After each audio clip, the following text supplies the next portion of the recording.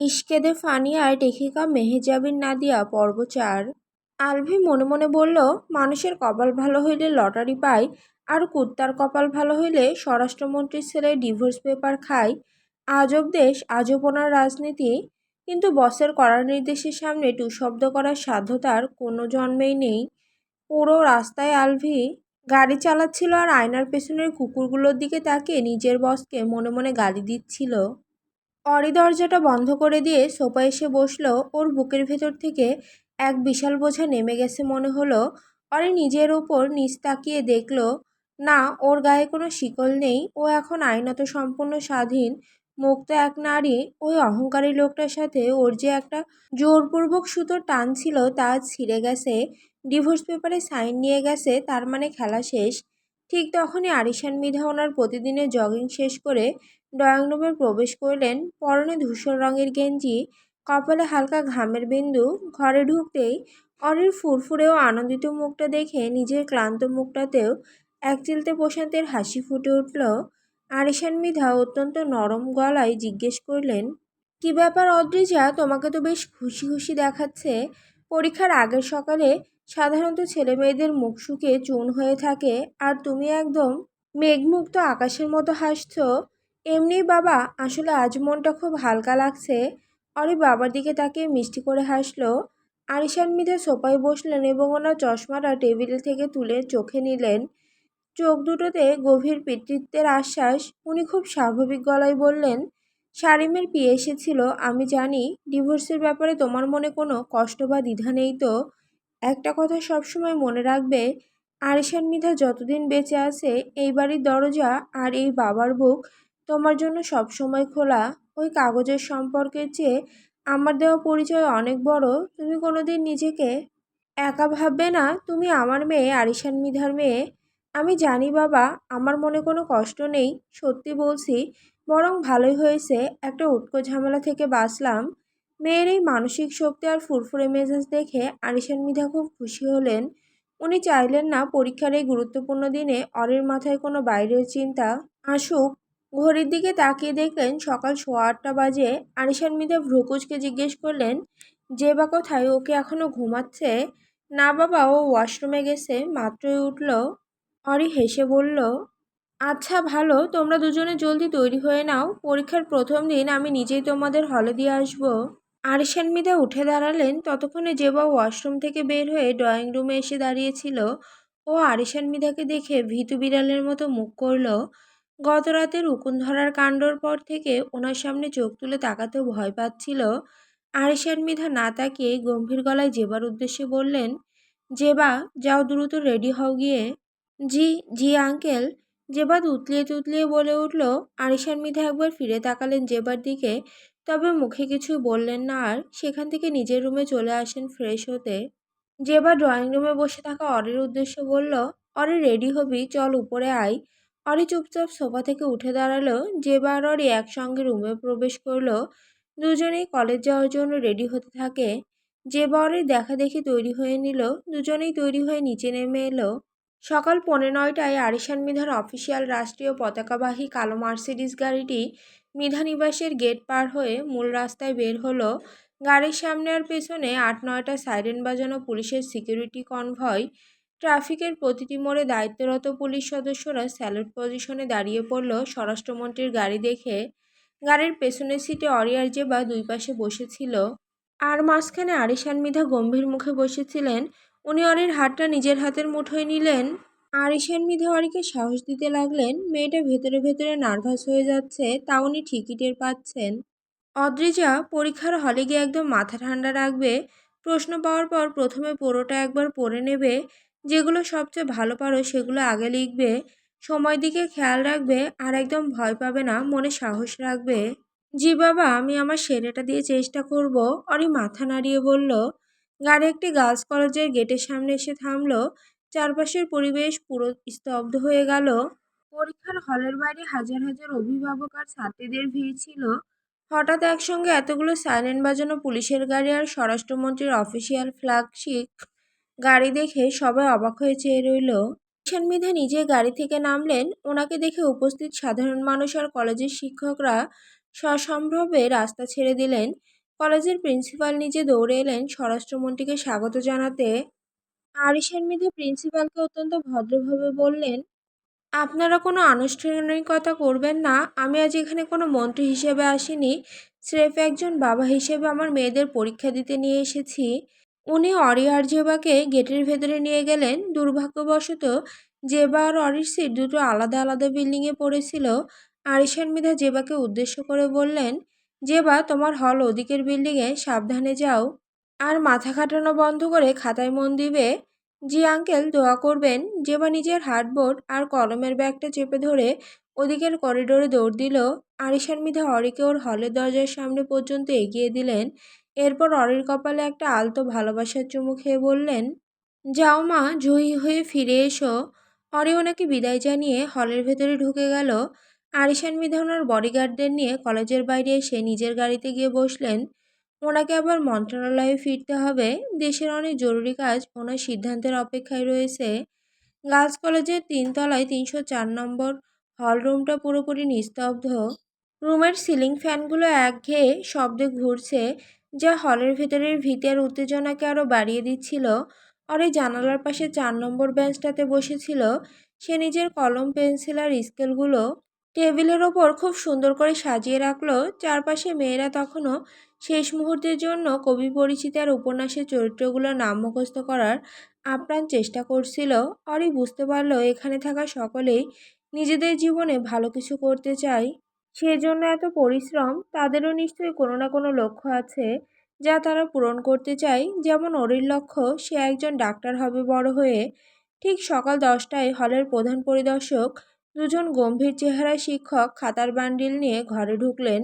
ওনারা অত্যন্ত কড়া গলায় ঘোষণা করলেন, সবাই নিজের ব্যাগ আর মোবাইল ফোনের সুইচ অফ করে সামনে রেখে দাও। পরীক্ষায় কোনো প্রকার অসদুপায় অবলম্বন করলে সরাসরি খাতা কেড়ে নিয়ে হল থেকে বের করে দেওয়া হবে। শিক্ষকেরা প্রথমে ওএমআর শিট আর মূল খাতাগুলো বিতরণ করলেন। পরে অত্যন্ত শান্ত মাথায় নিজের নাম, রোল নাম্বার আর রেজিস্ট্রেশন নাম্বার খুব সুন্দর গোল গোল করে বৃত্ত ভরাট করলো। 10টা বেজে 15 মিনিটে শিক্ষকেরা প্রশ্নপত্র বিতরণ করলেন। প্রশ্নপত্রটি স্টুডেন্টদের হাতে তুলে দিলেন। ছাত্রছাত্রীরা প্রশ্নপত্রটির ওপর চোখ বোলাতেই তাদের মুখগুলো ভয় আর বিস্ময়ে ফ্যাকাশে হয়ে গেল। এবারের প্রশ্নপত্রটি গত কয়েক বছরের তুলনায় এতটাই কঠিন, জটিল আর ঘুরিয়ে করা হয়েছে যে সাধারণ বা মাঝারি মানের স্টুডেন্টদের পক্ষে এর উত্তর বের করা প্রায় অসম্ভব। উদ্দীপকগুলো এমনভাবে তৈরি করা হয়েছে যে কোনটা বিলাসী আর কোনটা চাষার দুঃখ তা বুঝতেই মগজের কোষগুলো পুড়ে যাওয়ার দশা। অরির মতো একজন ব্রিলিয়ান্ট স্টুডেন্ট, যে কিনা দিনরাত এক করে পুরো বই গিলে খেয়েছে, সে নিজেও প্রশ্নটা দেখে প্রথম কয়েক সেকেন্ডের জন্য সম্পূর্ণ চিন্তায় পড়ে গেল। ওর ফর্সা কপালে হালকা চিন্তার ভাঁজ পড়ল। অরি নিজেকে শান্ত করলো এবং অত্যন্ত দ্রুততার সাথে নিজের জানা উত্তরগুলো খাতায় নিখুঁতভাবে নামাতে শুরু করলো। প্রথমে 1 ঘন্টা অরি বাইরের কোনো দুনিয়ার দিকে না তাকিয়ে শুধু নিজের কলম চালিয়ে গেল। অরির চারপাশের কিছু বেঞ্চগুলোর অবস্থা তখন শোচনীয়। হলের ইনভিজিলেটর স্যারি যখন একটু জানালার দিকে মুখ ফিরিয়ে ওদিকে অন্য এক শিক্ষকের সাথে কথা বলতে গেলেন, ঠিক তখনই হলের ভেতরে ছাত্রছাত্রীদের অবদমিত ক্ষোভ আর আর্তনাদ ফিসফিসানি শব্দে ফেটে পড়ল। অরির ঠিক পেছনের বেঞ্চে বসা 2 মেয়ে তো রীতিমতো খাতার আড়ালে ছোট ছোট কাগজের টুকরোর নকল বের করে বেঞ্চের উপর মেলে ধরেছে। শুধু তাই নয়, ওদের মুখে দেশের নতুন শিক্ষামন্ত্রীর প্রতি তীব্র ক্ষোভ আর অভিশাপের বন্যা বয়ে যাচ্ছিল। ওই শোন না, 4 নম্বর প্রশ্নের কয়ের উত্তরটা একটু বল না রে। ডান দিকের একটা মেয়ে ফিসফিসিয়ে উঠল। আরে ধুর, আমি নিজেই তো কিছু পারছি না। পেছনের মেয়েটি দাঁতে দাঁত চেপে উত্তর দিল, এবারে শিক্ষামন্ত্রী কুত্তাটা যে কোথা থেকে আইসা আমাদের ঘাড়ে চাপলো। নতুন মিনিস্টার হয়ে নিজের পাণ্ডিত্য দেখানোর জন্য এরকম খবিশ মার্কা কঠিন প্রশ্ন বানিয়েছে। ওনার কি নিজের কোনো ছেলে মেয়ে নাই রে? আরে উনি তো বিয়েই করেনি এখনো।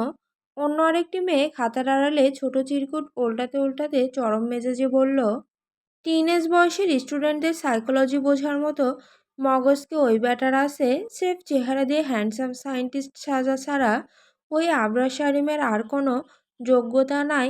খোদার কসম, পরীক্ষার হল থেকে বাইর হইয়া ওই ব্যাটার ফেসবুকে গিয়ে এমন গালি দিমু না যে ওর মিনিস্ট্রি ছুটে যাবে। খবিস একটা। পেছনের মেয়েগুলোর মুখে নিজের সেই তথাকথিত অহংকারী স্বামীর প্রতি এরকম কান ফাটানো গালিগুলো শুনে অরির লেখার গতি 1 সেকেন্ডের জন্য থমকে গেল। রিডিং গ্লাসের আড়ালে থাকা দীর্ঘ চোখের পাপড়িগুলো কেঁপে উঠল। মুখের ভেতর এক অদ্ভুত হাসি রেখা ফুটে ওঠার উপক্রম হলো। আবার একই সাথে শারীমের প্রতি ওর ভেতরে সেই পুরনো রাগ আর ঘৃণাও চারা দিয়ে উঠল। বিড়বিড় করে বলল, ঠিকই তো বলছে মেয়েগুলো, ওই লোকটা একটা অহংকারী পাষাণ রাক্ষস। রাতে মেয়েদের সাথে নোংরামি করে আর দিনে এসে আমাদের মতো সাধারণ ছাত্রছাত্রীদের ওপর নিজের ক্ষমতা জোর দেখায়। ওর মতো খবিশ মানুষের এরকম গালি খাওয়াই উচিত। তখনই অরি দেখল ওর খাতার দুটো বড় প্রশ্নের উত্তর এখনো বাকি, কিন্তু উদ্দীপকের মূল ভাবটা ওর ঠিক মনে পড়ছে না। অরির ভয়ে আর চিন্তায় যখনই মাথা ফেটে পড়ার জোগাড়, ঠিক তখনই পেছনে সে গালি দেওয়া মেয়েটি দয়া হয় ওর উপর। অরির বেঞ্চের কোনো একটি ছোট কাগজের নকল আলতো করে ঠেলে দিল। অরি এমনিতে কখনো জীবনে এই ধরনের কাজ করেনি। ও সবসময় নিজের মেধায় পরীক্ষা দেয়, কিন্তু আজকের এই কঠিন প্রশ্ন আর সময় স্বল্পতার কারণে অরির মনটা এক মুহূর্তের জন্য বিচ্যুত হলো। এদিক ওদিক তাকিয়ে দেখলো স্যাররা ওদিকে ব্যস্ত। অরি আর কোনো উপায় না পেয়ে নিজের কলেজ ড্রেসের হাতাটা একটু টেনে খাতার বাম পাশে ওই নকলের কাগজটা রাখলো। এরপর মাথা নিচু করে চোরের মতো চারপাশ দেখতে দেখতে ওই নকলের টুকরো থেকে নিজের খাতার উত্তরটা কপি করতে শুরু করলো। কিন্তু ও ভাবতেও পারেনি যে এই ছোট ভুলের মাসুল ওকে কীভাবে দিতে হবে। ঠিক একই সময়ে সেই গার্লস কলেজের মেইন গেটের বাইরে এবং আকাশে বিশাল হট্টগোল শুরু হয়ে গেল। আকাশের বুক চিরে একটি বিলাসবহুল ব্ল্যাক হেলিকপ্টার এসে কলেজের বিশাল মাঠের মাঝখানে বিকট শব্দে অবতরণ করল। হেলিকপ্টারের পাখায় তীব্র বাতাসে চারপাশে ধুলোবালি আর গাছের পাতাগুলো ঘূর্ণিঝড়ের মতো উঠতে লাগলো। মাঠের চারপাশ মুহূর্তের মধ্যে শত পুলিশ, স্পেশাল ফোর্স আর বডিগার্ডদের সিকিউরিটি বেষ্টনীতে ঢেকে গেল। দরজা খুলে যিনি নেমে এলেন ওনাকে দেখে কলেজের প্রিন্সিপাল থেকে শুরু করে সমস্ত স্টাফরা ভয়ে আর সসম্মানে এক লাইনে দাঁড়িয়ে গেলেন। উনি আর কেউ নয়, স্বয়ং শিক্ষামন্ত্রী মৃধা আবরার শারীম। পেছনেও সশস্ত্র বডিগার্ডরা দৌড়াচ্ছিল। শারীম মুখের গম্ভীর ভাবটা এতটাই তীব্র ছিল যে কোনো অফিসারের ওনার সামনে গিয়ে একটি শব্দ উচ্চারণ করার সাহস হচ্ছিল না। শারীম তার সানগ্লাসটা এক ঝটকায় খুলে পকেটে রাখলো। চোখের তীক্ষ্ণ দূরদর্শী দৃষ্টি চারপাশের করিডোরগুলোকে মেপে নিচ্ছিল। প্রিন্সিপালের দিকে তাকিয়ে গম্ভীর কণ্ঠে বললে ওঠে, আমি সরাসরি হলগুলো চেক করব। এই বছর পরীক্ষায় কোনো প্রকার অসদুপায় বা অবহেলা আমি বরখাস্ত করব না। অপরাধী যেই হোক তাকে আইনি প্রোটোকল অনুযায়ী এক্সপেল করা হবে। জি, জি স্যার, অবশ্যই, আপনি যেভাবে চান। প্রিন্সিপাল কাঁপতে কাঁপতে ওনাকে গাইড করে দোতলায় করিডোরের দিকে নিয়ে গেলেন। শারীম অত্যন্ত ধীর পদক্ষেপে একে একে কয়েকটা হলে ঢুকলো। শিক্ষামন্ত্রীর আকস্মিক প্রবেশ দেখে হলের ভেতরের ছাত্রীদের কলিজায় শুকিয়ে যাওয়া দশা হলো। শারীম তীক্ষ্ণ দৃষ্টি দিয়ে মাত্র কয়েক সেকেন্ডের মধ্যে 3-4টা ক্লাসরুমের ভেতর থেকে প্রায় 5-6 জন ছাত্রছাত্রীর খাতার আড়াল থেকে নকল সহ হাতে নাতে ধরে ফেলল। ওর এক ইশারায় ইনভিজিলেটর শিক্ষকরা তটস্থ হয়ে ওই মেয়েদের খাতা কেড়ে নিলেন এবং ওদের সঙ্গে সঙ্গে হল থেকে এক্সপেল করে দেওয়া হলো। শারীমের এই কঠোর রূপ দেখে পুরো কলেজের মধ্যে আতঙ্ক ছড়িয়ে পড়ল। করিডোর পার হয়ে শারীম এবার ওর দীর্ঘ অবয়ব নিয়ে এগিয়ে গেল করিডোরের একদম শেষ প্রান্তে সেই নির্দিষ্ট হলের দিকে। 304 নম্বর কক্ষে। শারীম হলের ভারী কাঠের দরজাটা ঠেলে ভেতরে প্রবেশ করল। পুরো হলের বাতাসের তাপমাত্রা যেন এক ধাক্কায় মাইনাসে নেমে গেল। ইনভিজিলেটর স্যাররা সোজা হয়ে স্যালুট পজিশনে দাঁড়িয়ে গেলেন। এদিকে অরির সেসবে কোনো পাত্তা ছিল না। সে তখনও নিজের রিডিং গ্লাসটা নাকের উপর চেপে ধরে মাথাটা একদম খাতার ভিতর গুজে দিয়ে বাম পাশের ওই ছোট চিরকুটের নকল দেখে পরম নিশ্চিন্তে নিজের খাতায় উত্তর লিখে যাচ্ছিল। ওর আকাশি রঙের ড্রেসের ওপর সুন্দর বেনুনি করা সিল্কি বাদামি চুলগুলো পেটের ওপর দুলছিল। দূর থেকে শারীমের তীক্ষ্ণ নজর গিয়ে পড়ল মাঝখানের শাড়ির ওই নির্দিষ্ট মেয়েটির ওপর। মেয়েটার বসার ভঙ্গি আর খাতায় বাম পাশের সেই সাদা কাগজের নড়াচড়া দেখে শারীমের মতো অভিজ্ঞ প্রশাসকের বুঝতে 1 সেকেন্ডও সময় লাগলো না যে এই মেয়েটি নকল দেখে লিখছে। শারীমের ধারালো চোয়াল শক্ত হয়ে উঠল। চোখের মনিতে তীব্র রাগ ফুটে উঠল। মনে মনে ভাবল, নিজের তৈরি করা শিক্ষা ব্যবস্থার ভেতরে বসে ওর পরিদর্শনের সামনে একটা মেয়ে এত বড় দুঃসাহস দেখায়, নকল করে পরীক্ষা দিচ্ছে। আজ একে সে এমন শাস্তি দেবে যে সারা জীবন মনে রাখবে। শারীম অত্যন্ত ধীর শব্দ তুলে নিজের বুটের আওয়াজ করতে করতে অরির বেঞ্চের দিকে এগিয়ে গেল। ওর চওড়া কাঁধের ছায়া এসে পড়ল অরির খাতার ওপর। কিন্তু অরি লিখতে এতই মগ্ন ছিল যে ভাবলো হয়তো কোনো শিক্ষক এসে দাঁড়িয়েছেন, তাই অরি নিজের লেখা থামালো না। ঠিক তখনই পুরো হলরুমকে স্তব্ধ করে দিয়ে শারীম হাত বাড়িয়ে এক ঝটকায় অরির খাতার নিচ থেকে ছোট নকলের চিরকুটটা এবং ওর পুরো পরীক্ষার খাতাটা কেড়ে নিল। আর কর্কশ গলায় গর্জে উঠল, পরীক্ষায় নকল করা দুঃসাহস কিভাবে হয় আপনার? ইনভিজিলেটর, এই মেয়ের রোল নাম্বার। শারীমের গর্জনে ওরই চমকে উঠে নিজের মুখটা এক ঝটকায় উপরের দিকে তুলল। রিডিং গ্লাসের আড়াল থেকে বড় বড় নিষ্পাপ চোখ করে ওপরের সেই ক্ষমতাধর পুরুষের দিকে তাকালো। পরের মুখটা তোলা মাত্রই শারীমের কণ্ঠের সেই কর্কশ শব্দের শেষ অংশটা ওর কণ্ঠনালীতে এক মস্ত বড় ধাক্কা খেয়ে আটকে গেল। পুরো সুঠাম শরীরটা যেন এক মুহূর্তের জন্য বৈদ্যুতিক শক খেয়ে সম্পূর্ণ অবশ হয়ে গেল। হাতের মুঠোয় থাকা অরির খাতাটা কাঁপতে লাগলো। শারীম নিজের চোখকে বিশ্বাস করতে পারছিলেন না। চোখগুলো সানগ্লাসের আড়াল থেকে যে তীব্র রাগ বের হচ্ছিল তা এক সেকেন্ডের মধ্যে পরম বিস্ময় আর মোহের তরঙ্গে রূপ নিল। সকালে দেখা সেই মেয়েটি, ওর বিবাহিত স্ত্রী। শারীমের মাথার ভেতর এক তীব্র ঝড় বয়ে যাচ্ছিল। নিজের অবাধ্য মনকে সামলাতে পারছিল না। মনে মনে নিজেকেই নিজে চিৎকার করে বলে উঠল, জিও শারীম, মিধা জিও। তুমি আজ নকল ধরতে এসে নিজের বউকে নকল করতে হাতে নাতে ধরেছ। তুমি আজ ধন্য।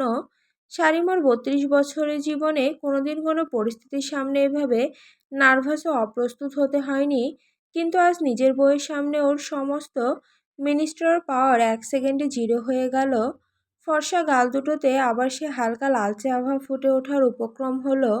অরি ততক্ষণে বুঝতে পেরেছে ও কি ভয়াবহ ঐতিহাসিক বিপদে পড়েছে। এই লোকটা দেশের শিক্ষামন্ত্রী, তার ইশারায় অরির পুরো জীবন ধ্বংস হয়ে যেতে পারে। আর ও কিনা ওনারই সামনে নকল করতে গিয়ে ধরা পড়েছে। অরি নিজের সুন্দর মুখটা অপরাধীর মতো সম্পূর্ণ নিচু করে 2 হাত জড়ো করে বেঞ্চের সামনে একদম বোকার মতো কাঠের পুতুল হয়ে দাঁড়িয়ে রইল। ফর্সা গাল দুটো লজ্জায় আর ভয়ে টুকটুকে লাল হয়ে গেছে। চোখের পাতাগুলো সামান্য ভিজে উঠছে। মনে মনে ভাবছিল ওর ডাক্তার হওয়ার স্বপ্ন এই বুঝি এক নিমিষেই ভেঙে চুরমার হয়ে যাবে। পুরো হলের শিক্ষকরা আর ছাত্রীরা শ্বাসরুদ্ধকর অবস্থায় শিক্ষামন্ত্রীর চূড়ান্ত আদেশের অপেক্ষা করছিল। সবাই ভাবছিল এই মেয়েটার খাতা এখনই ছিঁড়ে ফেলা হবে। কিন্তু সবাইকে এক চরম ধাক্কা দিয়ে শারীম ওর গাম্ভীর্য ধরে রাখার আপ্রাণ চেষ্টা করে নিজের হাতের অরির পরীক্ষার খাতাটা অত্যন্ত যত্নে অরির বেঞ্চের উপর সুন্দর করে রেখে দিল। আবার তা খুব সুন্দরভাবে হার্ডবোর্ডে আটকে দিল। এরপর অরির দিকে আর একবার পলকহীন মায়াবী দৃষ্টিতে তাকালো, যেন ওর চোখ দিয়ে সমস্ত ভালোবাসা উগরে দিচ্ছে। শারীম অত্যন্ত দ্রুততার সাথে নিজের হাত ঘুরিয়ে অরির পাশের বেঞ্চে বসা সেই গালি দেওয়া মেয়েটির খাতা এবং নকলের টুকরোটা একটানে কেড়ে নিল। ইনভিজিলেটর, শারীম ওর গলার স্বরকে যতটা সম্ভব কঠোর করে বলে ওঠে, তবে দু চোখ তখনও অরির দিকে নিবদ্ধ ছিল। এই পাশের মেয়েটিকে অসদুপায় অবলম্বনের দায়ে এখনই হল থেকে এক্সপেল করুন। আর এই আকাশি ড্রেস পরা মেয়েটির খাতা একদম পরিষ্কার, ও নিজের মেধায় লিখছে, ওকে ডিস্টার্ব করবেন না কেউ। কথাটা শেষ করেই শারীম আর এক সেকেন্ডও সেখানে দাঁড়ালো না। নিজের ভেতরের ব্লাশিং আর নার্ভাসনেস লুকাতেই সে অত্যন্ত দ্রুত পদক্ষেপে নিজের পাঞ্জাবির হাতাটা ঠিক করতে করতে হলরুম থেকে গটগট পায়ে বেরিয়ে গেল। ওর পেছনে ওর বডিগার্ডরাও বোকার মতো দৌড়াতে লাগলো। কেউ বুঝতেই পারলো না স্বয়ং শিক্ষামন্ত্রী কেন একটা মেয়ের নকল দেখেও তাকে ছেড়ে দিলেন আর অন্যজনকে ধরলেন। হল থেকে বের হয়ে করিডোর দিয়ে হেঁটে যাওয়ার সময় শারীমের ঠোঁটের কোণে হাসি ফুটে উঠল।